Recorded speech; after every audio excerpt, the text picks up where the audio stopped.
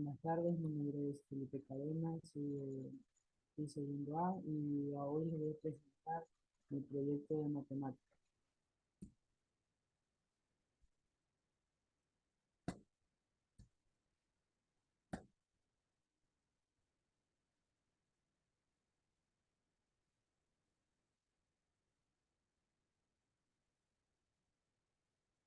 Como pueden ver, aquí está mi proyecto de matemáticas. Está mi nombre, que es Felipe Cadena. La docente, que es la licenciada Máster Graciela Fría. Y también tenemos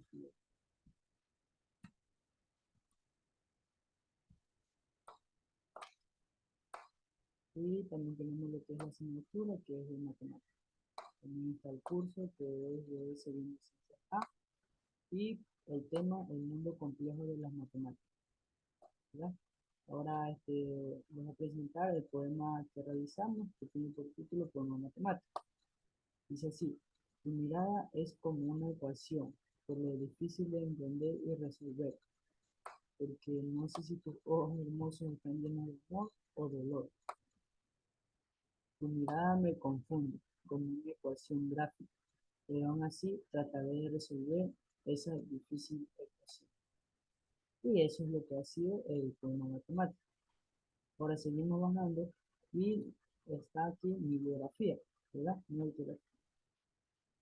Bueno, ya, mi biografía dice: mi nombre es Felipe Emilio Cadena Chávez, nací en Ecuador el 24 de febrero de 2007, criado en San Clemente por sus padres y sus abuelos. Soy un chico muy tranquilo que tiene buenos valores y sus metas muy claras. Soy un chico muy bueno para los deportes como en el fútbol, en el mundo o vóley. También me estoy enfocando en mis estudios y así poder llegar a ser.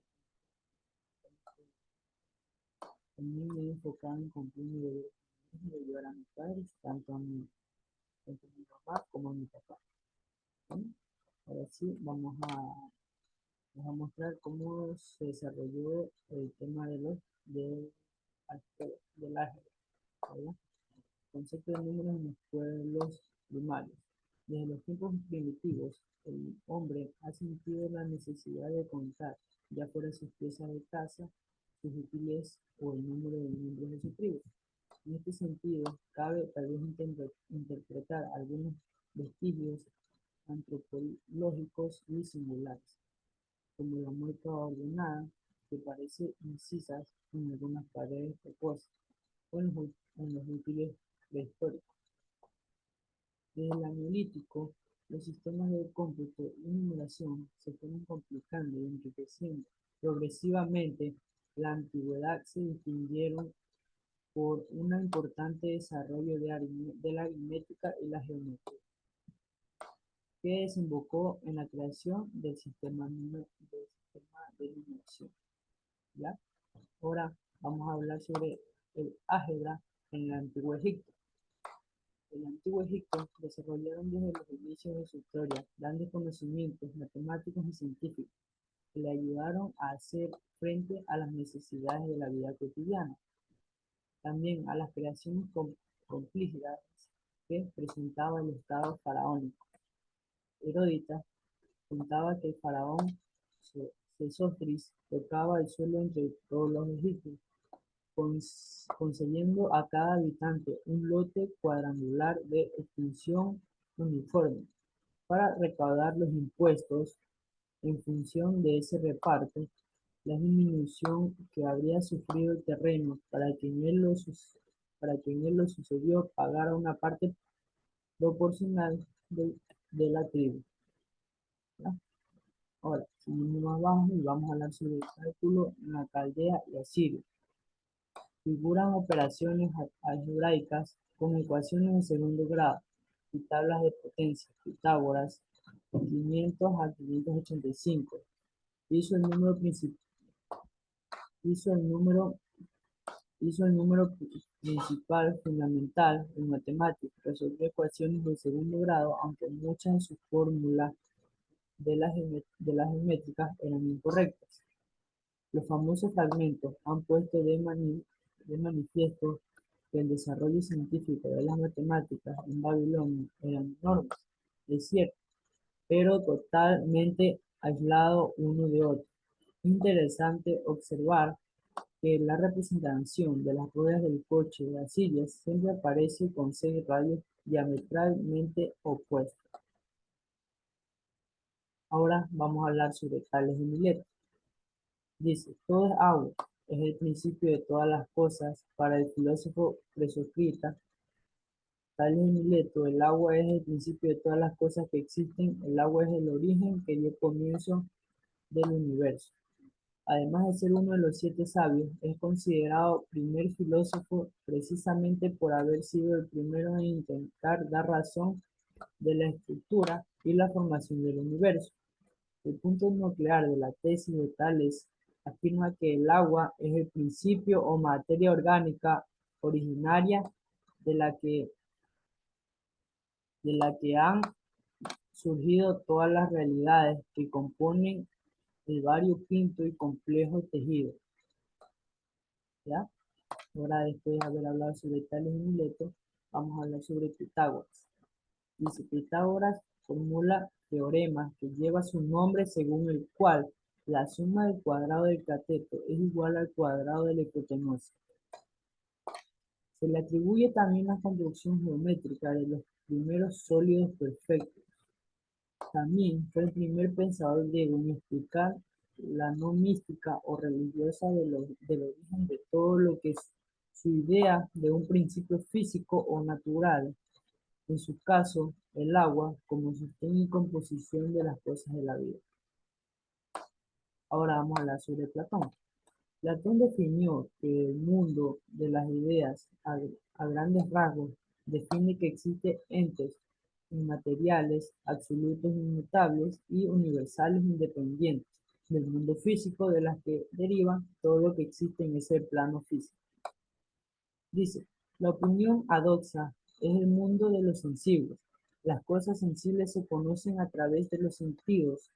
El mundo intangible es el mundo del conocimiento y la ciencia. El epítome, que se conoce mediante la razón y la inteligencia, es o real y no es cambiante. ¿Verdad? Dice que no es cambiante. Después vamos a hablar sobre Euclides. Dice, hace demostración de teorema, incluido el teorema de Pitágoras, e introduce las nociones del MCD, máximo común divisor, y las restas sucesivas, también denominados división euclidianas.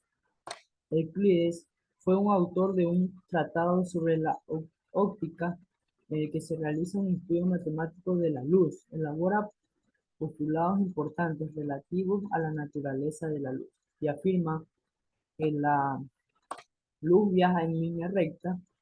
Euclides se rindió a la persuasión de Platón y siguió su filosofía con Cibios, a su filosofía y consiguió los elementos en toda su globalidad.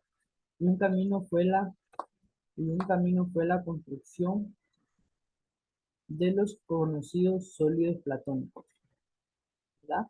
Ahora vamos a hablar sobre Arquímedes. Dice que Arquímedes es la ley base de la naturaleza por la que se afirma que todo cuerpo sumergido en un líquido experimenta una fuerza hacia arriba, equivalente al peso del volumen desalojado. Respecto a lo que se conoce como el principio de Arquímedes, se le ocurrió un día que estaba en el baño, observó que al entrar a la tina se derramaba el agua y que podía levantar fácilmente sus piernas. Cuando estaba sumergido, esa fue chispa para llegar a su principio. Halló, halló el centro de la gravedad de un paralelogramo, un triángulo de parábola, calculó el área de un segmento de parábola. Ahora vamos a hablar sobre Claudio Ptolomeo. Su aportación fundamental fue el modelo del universo. Creía que la Tierra estaba inmóvil y ocupaba el centro del universo y que el Sol y la Luna, los planetas y las estrellas giraban a su alrededor. Esa era la teoría de este hombre. El Almagesto es la obra más famosa de Ptolomeo y fue completado probablemente hacia el 150 después de Cristo. Es una suerte de libro de texto consiste en 13 volúmenes que cubren sus propias teorías y muchas ideas de pensadores anteriores referente a los movimientos del Sol, la Luna, las estrellas y los planetas. Y es que una época en la que era impensable imaginar, Ahora vamos a hablar sobre Diófano. Diófano dice que es Diófano de Alejandría, fue un matemático griego que vivió en el siglo III y en el siglo V, considerado el padre del álgebra.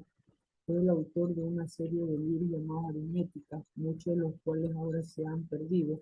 Diófano fue el primer griego matemático que reconoció las fracciones como números así, permitió los números racionales positivos para los coeficientes y soluciones en el uso moderno. Las ecuaciones diofanas suelen ser ecuaciones algebraicas con coeficientes enteros, para que para que lo busquen soluciones enteras, para que puedan encontrar soluciones enteras. Claro. Bueno, ahora sí, llegamos a la conclusión, ¿verdad? Dice que de este modo y por medio de este proyecto podamos lograr que muchos puedan aprender de una forma mejor y lograr obtener todo lo que se les enseña, ya que por medio de dinámicas y juegos se retienen las cosas de una forma mucho más eficiente que las otras, y más con los jóvenes y niños, ya que de esta forma logran retener ya que les llama la atención el modo de juego. Por eso concluyo que este proyecto puede ser la mejor manera para poder aprender, ¿ya? Eso ha sido todo. Espero que podamos ayudar por medio de este proyecto y eso ha sido todo. Chao.